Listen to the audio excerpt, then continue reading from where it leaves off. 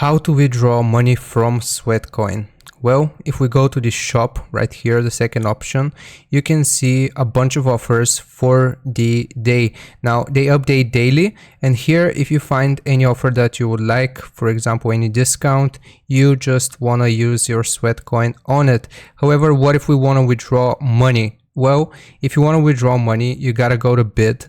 And right here, as you can see, currently there is about to be actually a gift card bidding. So basically all of the Sweatcoin that you have, you can bid against other people, and the highest bidder will receive this gift card, which you can then redeem for money. So that's one way of actually earning money or withdrawing money, quote unquote. And another way is for physical products. So as you can see right here, there was bidding on a headset. So the person who won it apparently spent 43,000 Sweatcoin. So yeah, that's pretty much it. They got the headset for free, and then they can resell it. And yeah, basically that's another way of getting money from Sweatcoin.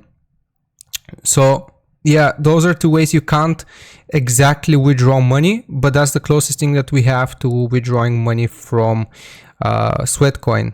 Getting gift cards, redeeming them, or physical products and then reselling them and getting money that way.